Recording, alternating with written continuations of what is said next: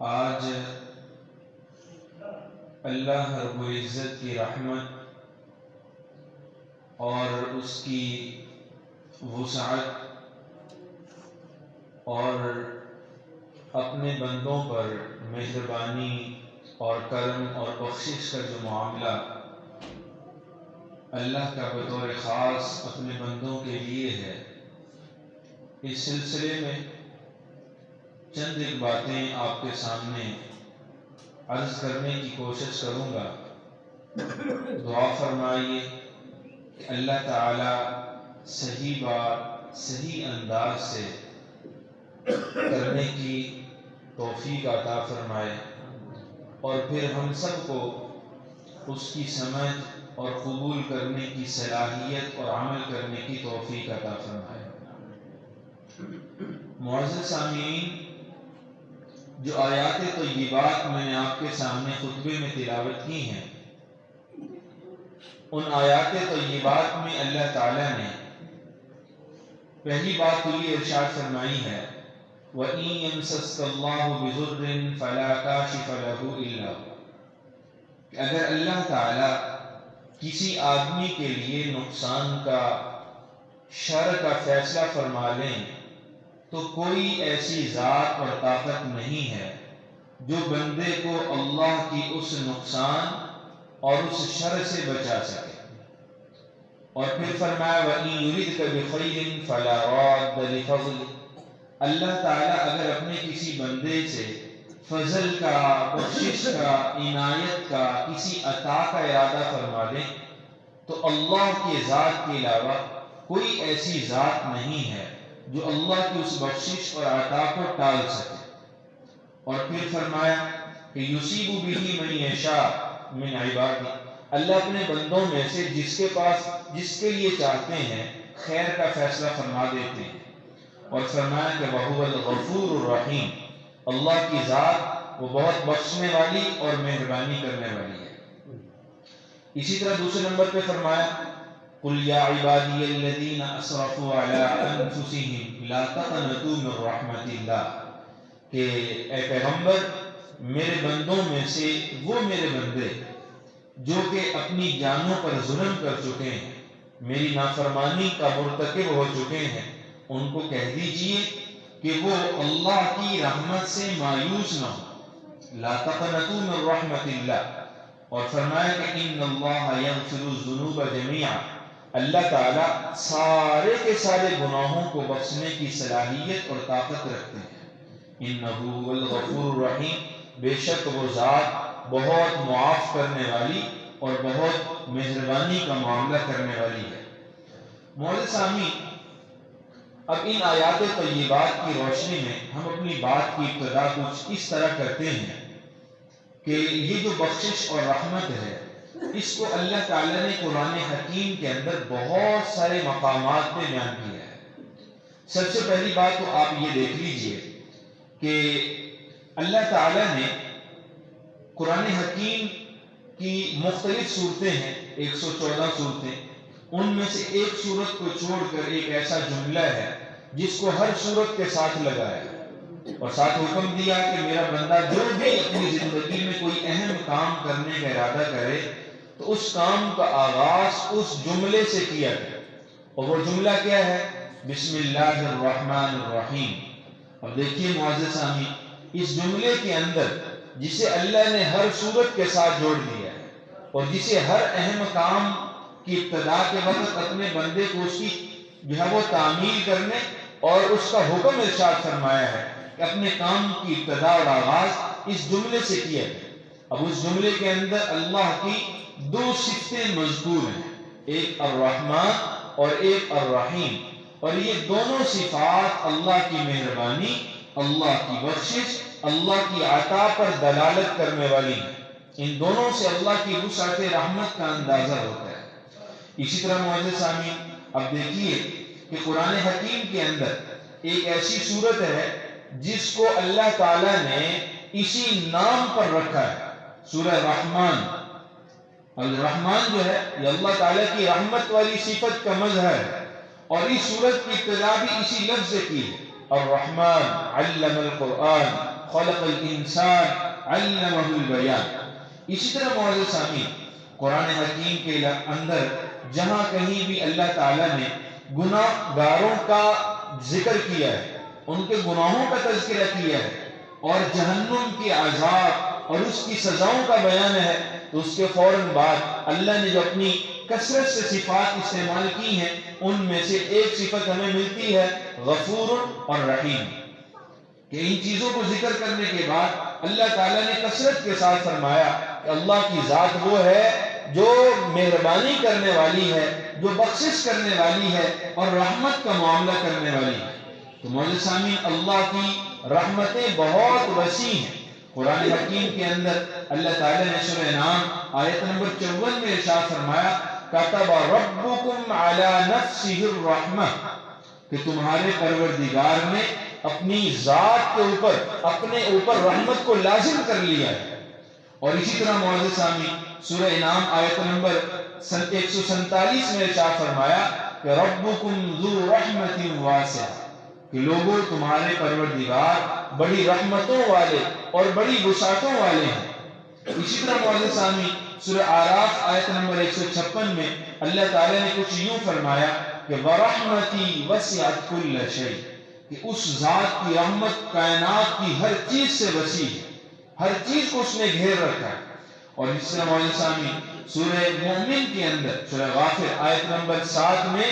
فرشتوں کے ایک قول کو اللہ نے ذکر کیا ہے، حاملین عرش، وہ فرشتے جنہوں نے اللہ کے عرش کو اٹھا رکھا ہے، انہوں نے چند جملے کہے، اللہ نے اس کو قرآن حکیم میں بھی بیان کیا، اور انہوں نے ان میں ایک جملہ ارشاد فرمایا ربنا وسعت كل شيء رحمتا وعلما، اے ہمارے پروردگار آپ کی رحمت اور آپ کا علم کائنات کی ہر چیز سے وسیع ہے، پوری کائنات کو آپ کے علم اور آپ کی رحمت نے گھیر رکھا ہے۔ معزز سامعین، احادیث مبارکہ میں بھی کثرت کے ساتھ اللہ کی رحمت کے اوپر بات کی گئی ہے۔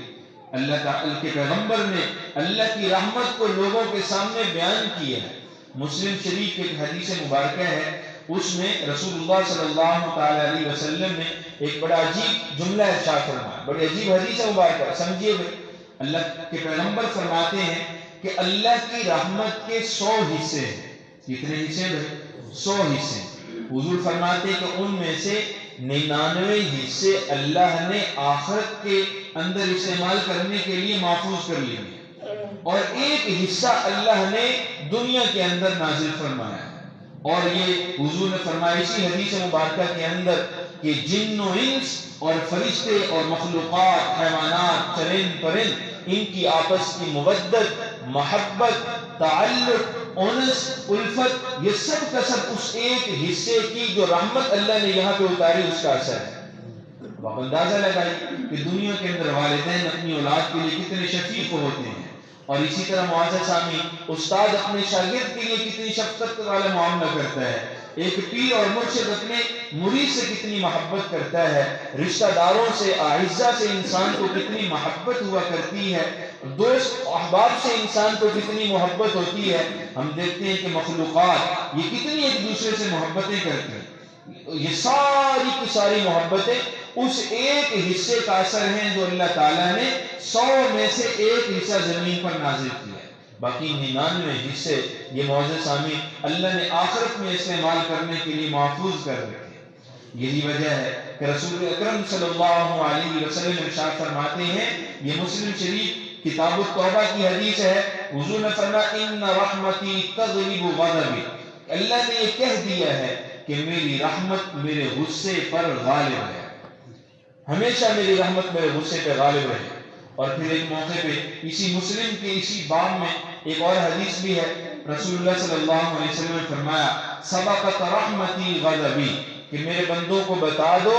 کہ میری رحمت میرے غصے سے پہلے پہنچتی ہے، پہلے اللہ کی رحمت نازل ہوتی ہے اور پھر اس کے بعد اللہ کا غضب نازل ہوتا ہے جب انسان اس رحمت کی طرف متوجہ نہیں ہوتا۔ اور اسی طرح معزز سامعین، بخاری شریف کی ایک حدیث مبارکہ ہے، سیدنا عمر بن خطاب رضی اللہ تعالیٰ وہ اس حدیث کے راوی ہیں، وہ فرماتے ہیں کہ ایک دفعہ چند قیدیوں کو رسول اکرم صلی اللہ علیہ وسلم کی خدمت میں پیش کیا، ان کے اندر ایک عورت بھی تھی، اور عورت ایسی تھی کہ اس کا ایک نومولود شیر خوار بچہ تھا جو اس سے گم ہو گیا تھا، جدا ہو گیا تھا۔ تو جب وہ لوگ صحابہ کے پاس پہنچے، وہ باندیاں، وہ غلام، وہ سارے کے سارے، تو اس عورت کی اچانک نظر اپنے بچے پر پڑی، اپنے بچے کو اس نے دیکھ لیا، اور وہ سب کچھ چھوڑ چھاڑ کر بھاگ کے اس بچے کے پاس پہنچی اور اسے اپنی رحمت والی باہوں میں لے لیا اور ممتا اس پہ نچھاور کرنے لگی اور اس کو بوس و کنار کرنے لگی، اس کو چومنے لگی اور فوراً جو ہے اس کو دودھ پلانے لگی۔ تو صحابہ کرام رضی اللہ عنہم اجمعین اس کی ممتا کو دیکھ کر محظوظ ہو رہے تھے، نبی رحمت صلی اللہ علیہ وسلم بھی دیکھ رہے تھے۔ تو حضور نے ایک جملہ ارشاد فرمایا کہ لوگوں، جتنی آپ اس ممتا کی محبت، اس ماں کی ممتا کو دیکھ رہے ہیں، اس ماں کی محبت اپنے بیٹے سے دیکھ رہے ہیں، اللہ اس سے کہیں زیادہ محبت اپنے بندے سے کرنے والا ہے۔ اور اسی طرح معزز سامعین، ایک اور واقعہ بھی سنن ابی داؤد کے اندر لکھا ہے۔ ایک صحابی رسول تھے، وہ کسی راستے سے گزر رہے تھے اور انہوں نے دیکھا کہ چڑیا کے بچوں کے چہچہانے کی آواز آ رہی ہے۔ ایک گھونسلہ، اس کے اندر بچے ہیں پرندے کے۔ انہوں نے جو ہے وہ اپنی ایک چادر ان کے پاس تھی، اس چادر کو پھیلایا اور ان بچوں کو اپنی چادر میں رکھا، چادر کو لپیٹا اور اپنے ہاتھ میں پکڑا، چل دیے۔ اب اتنے میں ان کی جو ماں تھی چڑیا، وہ بھی آ گئی، اب وہ ان کے سر کے اوپر منڈلا رہی ہے۔ تو صحابی کہتے ہیں کہ میں نے وہ چادر نیچے رکھی اور اس کے بچے اس کے سامنے کر دیے، تو وہ ان کی جو ماں تھی بچوں کی، وہ بھی اس چادر پہ آ کے بچوں کے ساتھ بیٹھ گئی۔ کہتے میں نے اس کو بھی پکڑ لیا اور جو ہے وہ اس طرح چادر میں لپیٹا، ہاتھ میں پکڑا اور رسول اللہ صلی اللہ علیہ وسلم کی خدمت میں آ گیا۔ اور میں نے رسول اللہ صلی اللہ تعالی علیہ وسلم سے آ کر جو ہے وہ یہ سارا واقعہ، یہ سارا ماجرا سنایا ان کو، ان کے سامنے یہ پیش کیا۔ حضور نے فرمایا کہ یہ چادر نیچے رکھو، تو فرماتے ہیں میں نے چادر کو نیچے رکھا، حضور کے حکم پر میں نے اس کو کھولا، اب وہ بچے پڑے ہیں اور وہ چڑیا، وہ پرندہ، وہ اپنے بچوں کے پاس بیٹھی، ان کی ماں ان کے پاس بیٹھی، وہ ڈر کر، خوف کھا کر، آزادی کی وجہ سے وہاں سے اڑ کے نہیں جا رہے، بلکہ بچوں کی وجہ سے وہیں بیٹھی ہے۔ تو رسول اللہ صلی اللہ علیہ وسلم اور تمام صحابہ اس ماں کی ممتا کو اور محبت کو دیکھ رہے ہیں۔ تو رسول انور صلی اللہ تعالی علیہ وسلم نے وہاں پہ ایک جملہ ارشاد فرمایا کہ فوالذی بعثنی بالحق، قسم ہے اس ذات کی کہ جس نے مجھے حق دے کر نازل کیا ہے، للہ ارحم بعبادہ من ام فراخھا، اللہ تعالیٰ اپنے بندے سے اس ماں کی محبت سے بھی زیادہ محبت کرتے ہیں۔ اتنی محبت اللہ کو اپنے بندوں سے، اللہ کی رحمت بہت وسیع ہے۔ جب انسان دنیا کے اندر گناہ کرتا ہے، اللہ کی نافرمانی کرتا ہے، اور نافرمانی کے بعد جب یہ اپنے اللہ کے پاس لوٹتا ہے اور ندامت کے ایک دو آنسو بہا لیتا ہے، توبہ اور استغفار کر لیتا ہے، اللہ کی رحمت کو جوش آتا ہے، اللہ تعالیٰ اپنا سارے کا سارا فضل اس بندے کے لیے خاص کر دیتے ہیں۔ معزز سامعین، ایک کتاب ہے علامہ احمد ابن محمد ابن ابی بکر ابن خلقان رحمت اللہ تعالی علیہ، بڑی معروف کتاب ہے، وفیات الاعیان و انباء بناء الزمان کے نام سے،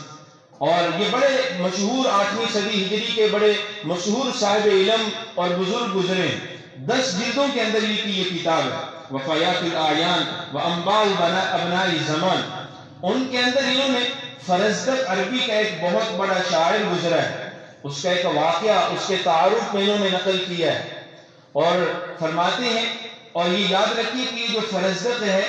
یہ صحابہ کرام رضی اللہ عنہم اجمعین کے دور کا ہے۔ 37 ہجری میں اس کی ولادت ہوتی ہے اور 110 ہجری میں اس کا انتقال ہوتا ہے، اور 110 ہجری کے اندر تقریباً جو ہے وہ آخری صحابی بھی موجود تھے۔ تو بہرحال ان کا اصل نام حمام تھا، اور ان کا جو سلسلہ نسب کچھ یوں بنتا ہے، حمام ابن غالب ابن صعصع ابن ناجیہ رضی اللہ تعالیٰ عنہ، ان کے جو دادا تھے وہ صحابی رسول تھے، صعصع ابن ناجیہ رضی اللہ، اور بڑے اونچے درجے کے صحابی ہیں۔ ان کا اگر واقعہ ان کے تعارف میں آپ کے سامنے عرض کر دوں تو مقصودی باتیں جو ہے وہ مجھے اگر رہنے کا اندیشہ نہ ہوتا تو میں ضرور ان کا کوئی ہلکا پھلکا تعارف میں آپ کے سامنے رکھتا۔ صرف بات سمجھانے کے لیے اتنا عرض کر دیتا ہوں کہ حضرت صعصع ابن ناجیہ یہ وہ صحابی ہیں کہ جنہوں نے زمانے جہالت کے اندر رسول اللہ صلی اللہ علیہ وسلم کی بعثت سے بھی پہلے، اسلام کے ظہور سے پہلے پورے عالم کفر کے ساتھ ٹکر لی تھی، جس دور میں بیٹیوں کو زندہ دفن کیا جاتا تھا، یہ لوگوں کے پاس ان کے دروازے پہ جایا کرتے، گھر گھر جا کر پتہ کرتے، جس گھر میں پتہ چلتا کہ بچی کی ولادت ہوئی ہے اس بچی کو اپنا مال دے کر خرید لیتے، اور حضور علیہ السلام کی بعثت تک 360 بچیاں یہ خرید کے اپنے گھر میں پال رہے تھے۔ تو جب حضور نے ان کی اس معاملے کو سنا، جب یہ مسلمان ہوئے، نبی اکرم صلی اللہ علیہ وسلم کے سامنے انہوں نے کہا کہ میں نے 360 بچیاں پال رکھی ہیں اور میں نے اپنا سب کچھ لٹا دیا، خرید کر میں نے ان کی پرورش کی ہے۔ تو میرے پیغمبر نے کہا آپ کی اس نیکی کا اجر اللہ کے پاس محفوظ ہے، اللہ ہی آپ کو اجر دے سکتے ہیں، دنیا میں کوئی ذات آپ کو اجر نہیں دے سکتی۔ اس دور کے صحابی اور ان کے جو پوتے ہیں وہ ہیں فرزدق، بڑے شاعر تھے۔ حضرت علی رضی اللہ تعالیٰ سے جب حضرت صاحب کی ملاقات ہوئی، فرزدق چھوٹے سے تھے، 10-12 سال کی عمر تھی، تو یہ بھی ساتھ تھے۔ حضرت علی نے پوچھا کہ یہ کون ہے؟ تو فرمایا کہ یہ میرا پوتا ہے اور میں نے اس کو عربی کا علم، لغت عرب، لسان العرب سکھائی ہے، اور فرمایا کہ میں نے اس کو شعر و شاعری کا انداز سکھایا ہے۔ تو حضرت علی رضی اللہ عنہ فرماتے ہیں کہ آپ اس کو شعر و شاعری کی بجائے اگر قرات کا، قرآن پاک کی تجوید اور قرات کا علم سکھا دیں تو یہ سے کہیں بہتر تھا۔ تو باہر شعر و شاعری کہتے تھے اور بہت اونچے درجے کے یہ شاعر ٹھہرے ہیں، اور ان کے بارے میں اہل علم کا یہ قول ہے کہ اگر لسان العرب سے، عربی زبان سے فرزدق کی شاعری کو نکال لیا جائے تو تیسرا حصہ عربی کا بالکل فوت ہو جائے گا۔ اتنے بڑے پائے کے شاعر، لیکن زندگی ساری اسی شعر و شاعری میں گزری، کوئی بہت زیادہ عبادات ریاضات نہ کر سکے۔ ابن خلقان نے اپنی اس کتاب میں یہ تحریر کیا ہے کہ فرزدق شاعر اور حسن بصری، اب حسن بصری کا تو آپ نے یقین سن ہی رکھا ہوگا، کتنے بڑے اللہ کے بزرگ تھے، کتنے صاحب نسبت اور معزز سامی، حضرت ام سلمہ زوجہ نبی صلی اللہ علیہ وسلم امہات المومنین میں سے ہیں، ان کا دودھ انہوں نے پیا، حضرت حسن بصری رحمۃ اللہ تعالی علیہ۔ اور جب یہ پیدا ہوئے ان کو جو گھٹی دی ہے وہ حضرت عمر ابن خطاب رضی اللہ تعالیٰ نے اپنے ہاتھوں سے دی، اور ان کا نام بھی حضرت عمر رضی اللہ تعالیٰ نے خود رکھا تھا، اور 21 ہجری کے اندر ان کی ولادت ہوئی تھی۔ تو باہر اتنے اونچے درجے کے یہ آدمی ہیں حضرت حسن بصری۔ ایک جنازے میں حسن بصری بھی شریک تھے اور فرزدق جو شاعر تھا یہ بھی شریک تھا۔ تو کسی نے کیا خوب کہہ دیا کہ آج تو اس جنازے کے اندر اس دھرتی کا سب سے سعادت مند آدمی بھی موجود ہے اور سب سے بدبخت آدمی بھی موجود ہے۔ تو فرزدق نے یہ بات سن لی تو فوراً جناب حسن بصری کے پاس چلے گئے، کہا کہ لوگ یہ باتیں کر رہے ہیں کہ اس جنازے کے اندر سب سے عظیم انسان بھی موجود ہے، یعنی کہ حسن بصری آپ کا نام لے رہے ہیں، اور سب سے بڑا بدبخت بھی موجود ہے، یعنی کہ مجھے کہہ رہے ہیں۔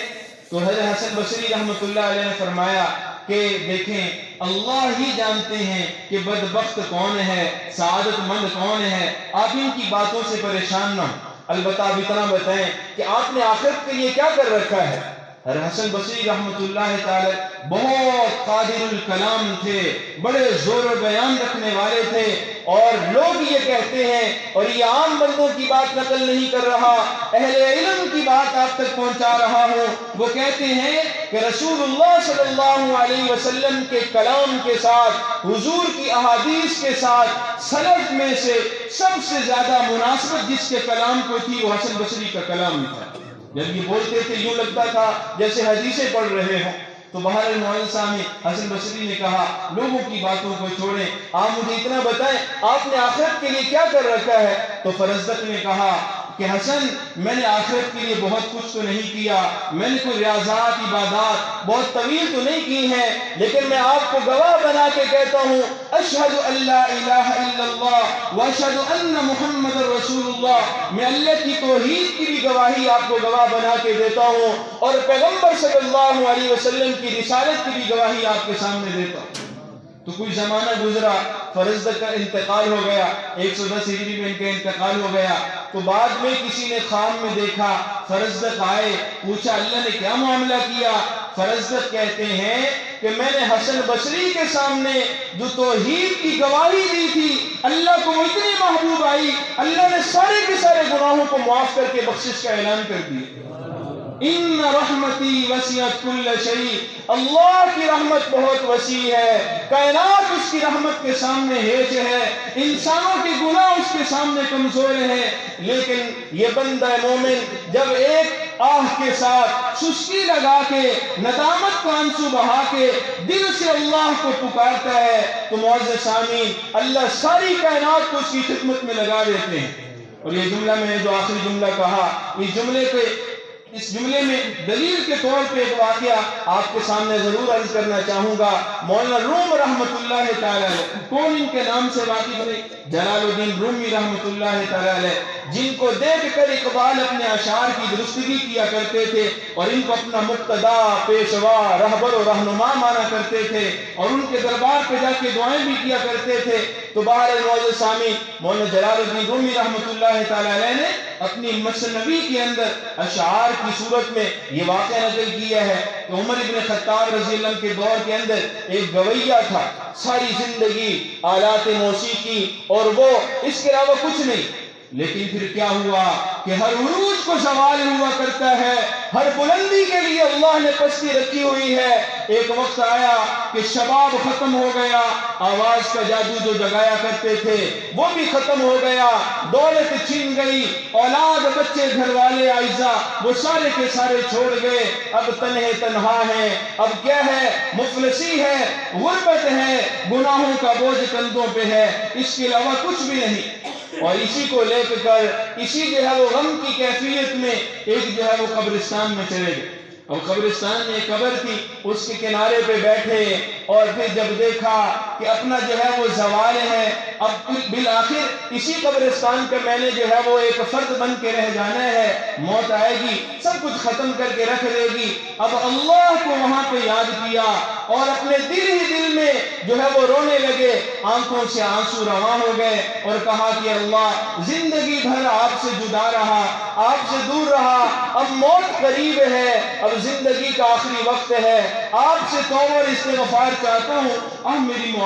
معافی کا اعلان کر دیجئے، مجھے بخش دیجئے۔ اللہ کی رحمت کو جوش آیا ہے، وسعت کل شیء، ان رحمتی وسعت کل شیء، اللہ کی رحمت ہر چیز سے وسیع ہے، ہر چیز سے وسیع ہے۔ عمر ابن خطاب اپنے جو ہے وہ اپنے گھر میں سو رہے ہیں، خواب میں آیا، اللہ نے اشارہ کیا کہ میرا ایک بندہ کئی دنوں کا بھوکا اور پیاسا قبرستان میں پڑا ہے، اس کی خوراک اور غذا کا، کھانے کا کوئی بندوبست کرو۔ عمر رضی اللہ تعالیٰ کی آنکھ کھلی اور فوراً سے اپنے ہاتھوں سے کھانا تیار کیا اور خود کھانا لے کر قبرستان میں پہنچ گئے۔ مولانا جلال الدین رومی رحمت اللہ علیہ فرماتے ہیں کہ جب اس بندے نے عمر کو دیکھا کہ عمر آ رہے ہیں، ان کا جلال تھا، ان کا روب تھا، ان کا ایک